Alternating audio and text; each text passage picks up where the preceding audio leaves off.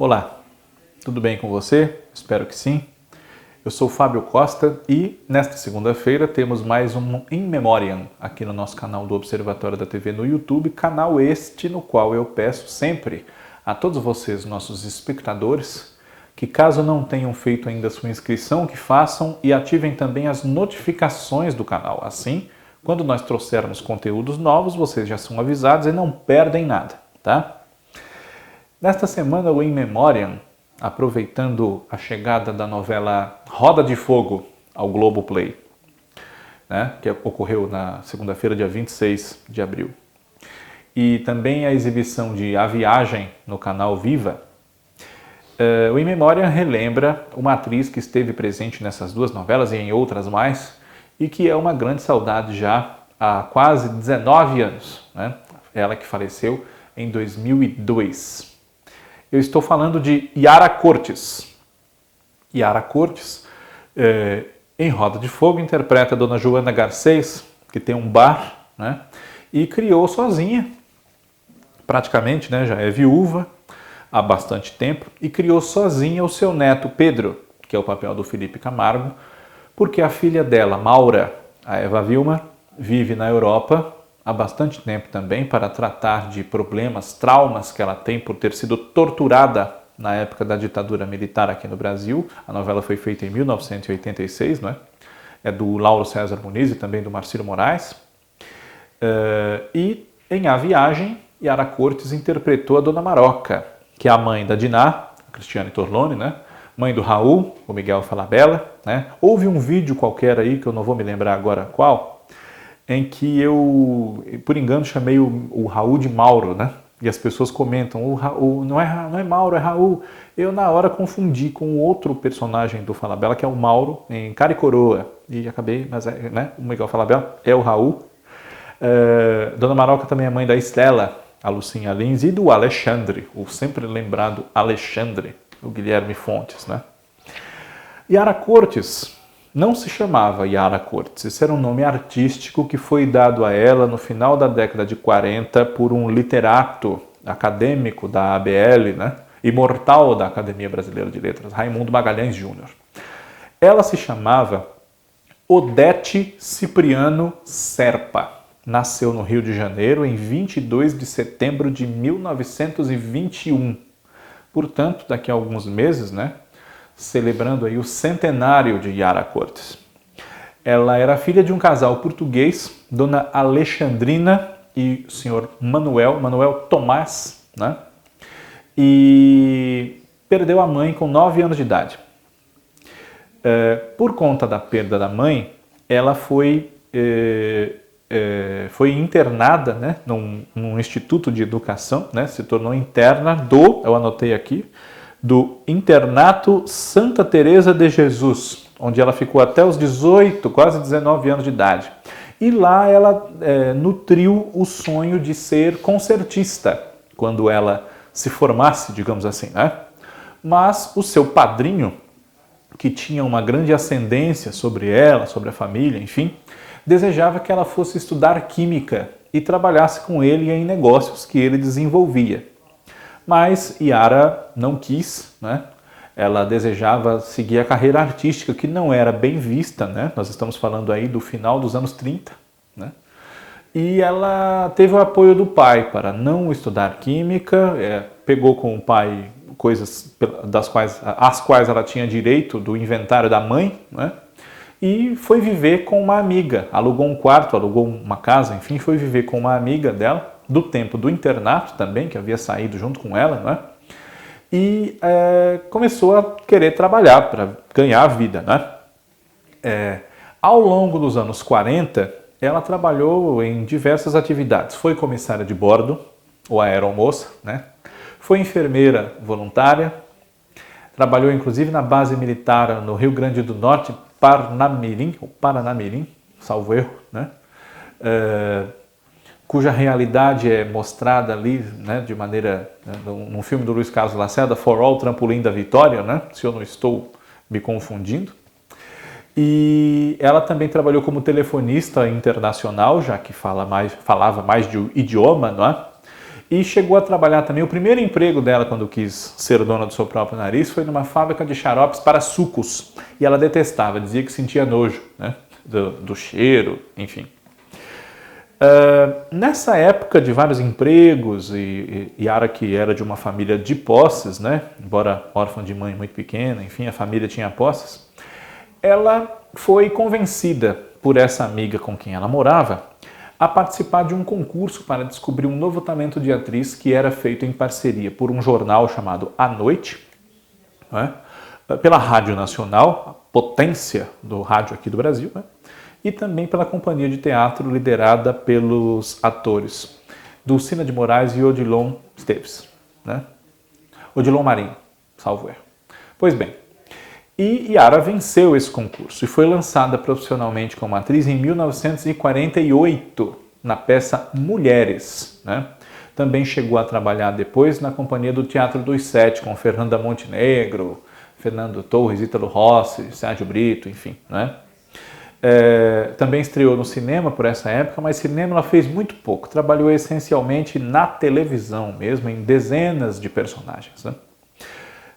Nos anos 50, a atriz participou de teleteatros na TV Tupi, mas foi passar uma temporada nos Estados Unidos nos anos 60. Foi lá viver com uma irmã dela, né? E ficou por lá 3, 4 anos, até retornar ao Brasil, já com quase 50 anos de idade, né? Em 1968 para 69, e nessa época ela fez peças como Boing Boing, de Camolete, né? E também Linhas Cruzadas, na qual ela era colega de cena de Glória Menezes e Tarcísio Meira.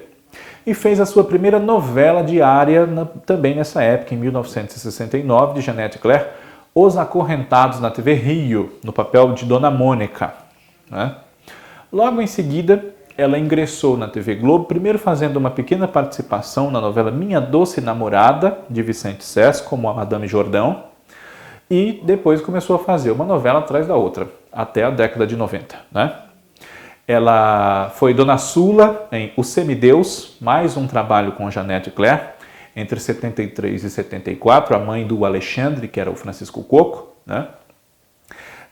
Depois foi Bubu, apelido de Maria Angélica, né? Em O Rebu, de Braulio Pedroso, entre 74 e 75, foi Dona Carmen em O Grito, de Jorge Andrade, de 75 para 76, Dona Carmen, que era a maior incomodada com os gritos que o filho de Dona Marta, que era Glória Menezes, dava e tumultuavam ali à noite dos moradores do edifício Paraíso, em São Paulo, né? Os personagens moravam ali, quase todos, né?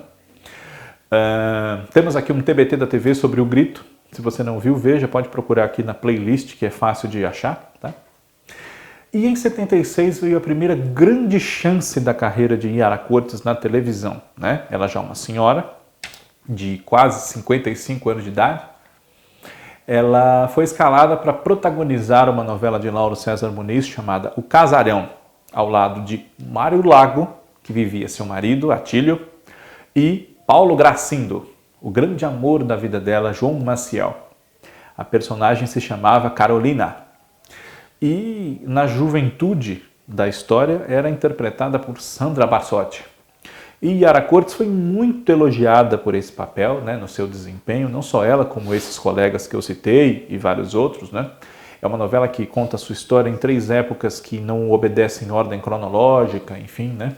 Um trabalho realmente ousado para aquela época, né? Você que assiste hoje This Is Us, que vai e volta no tempo, assim, isso 45 anos atrás já foi feito aqui pelo Lauro César Muniz, né? Mas enfim. E logo em seguida, o grande sucesso de O Casarão também rendeu a Yara um outro fruto muito lembrado na sua carreira, que é Dona Xepa, o papel título da novela de Gilberto Braga, baseada em obra teatral de Pedro Bloch, né? Sucesso na faixa das 6 em 1977. Dona Xepa, que era uma feirante, que criou os 2 filhos com muito sacrifício, depois de ser abandonada por um marido salafrário, né? E que era recompensada por tanto esforço com a vergonha desses filhos de dizerem por aí que a mãe deles era uma feirante que falava errado e não tinha instrução, né? É uma história, infelizmente, mais comum do que a gente imagina, né? E que a Yara levou com muito brilhantismo essa personagem, né? Em 78 para 79 viveu Dona Alicia em Pecado Rasgado, de Silvio de Abreu. E entre 79 e 80, um outro papel muito lembrado, que fez muito sucesso, mas do qual a Yara não gostou, que foi a Madame Clos, da novela Marrom Glacé, de Cassiano Gabos Mendes. Yara Cortes declarou que artisticamente foi uma personagem que não solicitou nada dela e que era mais um papel do que ela qualificou como vaca de presépio. Depois disso, fez um personagem totalmente diferente da Madame Clos, até por não ter gostado dela, né? Uma mulher corajosa, decidida, altiva, que era a delegada Chica Bandeira, na série O Bem Amado, entre 1980 e 1984, né? A delegada da novela de 73 é Dona Ana Medrado, que é a Zilka Salaberry. Mas a atriz não pôde retomar esse papel porque na época da série O Bem Amado ela vivia Dona Benta, no sítio do Pica-Pau Amarelo. Então Yara Cortes foi escalada para interpretar uma personagem não equivalente no sentido de ser a delegada, né? Mas uma outra personagem que fizesse as vezes ali de alguém que enfrenta o Odorico Paraguaçu, que é o Paulo Gracindo, né? Depois que terminou de fazer O Bem Amado, Yara Cortes foi Zabela na minissérie Tenda dos Milagres, de Jorge Amado, né? Baseada na obra de Jorge Amado, a minissérie do Aguinaldo Silva e da Regina Braga. Zabela era parente de Nilo Argolo, o intelectual racista, personagem do Oswaldo Loureiro, né? E que não acreditava nos mesmos valores que esse parente dela, esse primo, enfim, e se misturava com os negros, os pobres, os capoeiristas, os praticantes de religiões africanas, enfim, né? Zabela não tinha preconceitos, os mesmos do Nilo. E foi no mesmo ano, 85, Dona Júlia Espina, a tia que criou o seu sobrinho André Reginaldo Faria como filho, na ausência da irmã dela para criar o filho Cecília, Natália Timber. Na versão original de Tititi, no remake que vemos agora em reprise, Dona Júlia é a Anissete Bruno, né? Depois, na década de 80, Yara Cortes ainda fez Dona Conchita em Mandala, Dagmar em O Pagador de Promessas, as duas obras de Dias Gomes, exibidas entre 87 e 88, né? Mandala uma novela, Pagador de Promessas uma minissérie. Ela também foi Dona Afonsina, ou Afrosina, salvo erro, Afonsina, em Pacto de Sangue, novela de 89, da Regina Braga, e em seguida foi Dona Norma em Top Model, do Antônio Calmon e do Walter Negrão, né? E participou também da sucessora de Top Model, que foi Mico Preto, de Marcílio Moraes, Leonor Bacerra e Euclides Marinho, no papel de Dona Cristina, mãe do protagonista Firmino, que era o Luiz Gustavo. Ainda nos anos 90, Yara Cortes participou da minissérie A Madonna de Cedro, participou de A Viagem, né? E participou, veja se eu não esqueço nada aqui, claro, Felicidade, Dona Filó, a mãe do José Diogo, que é o Marcos Winter, né? Entre 1991 e 1992. E sua última novela, infelizmente, foi em 1995, História de Amor, de Manuel Carlos, uma personagem muito lembrada, Dona Olga, que era a avó do protagonista Carlos, o José Maier, né? Dona Olga, mãe do Mauro Humberto Magnani, o pai do César, o pai do Carlos, né? E era uma avó que todo mundo queria ter, uma senhora muito sábia, muito doce, né? Com os netos, enfim, que não tinha pudores de nos ensinar com toda a sua experiência o que a gente poderia fazer da nossa vida para não cometermos erros que às vezes ela mesma tinha cometido quando jovem, embora não falasse abertamente, né? Então é uma personagem que sensibilizava bastante e é muito lembrada por quem viu essa novela, né? Uma avó muito querida, Dona Olga. Depois dessa novela, nos anos 90, Yara Cortes não fez mais novelas. Fez alguns episódios de Você Decide, coisas assim mais breves. Mas infelizmente ela começou a ter problemas de saúde e esses problemas de saúde levaram a Yara Cortes, infelizmente, a nos deixar em 2002, com 81 anos, no dia 17 de outubro, né? Ela teve um câncer de pulmão, né? E acabou falecendo por conta de insuficiência respiratória. Mas deixou uma carreira brilhante, personagens muito lembrados, né, esses que eu citei. Também participou nesses poucos filmes que ela fez, um deles é A Rainha Diaba, né, um filme consagrado do cinema nacional.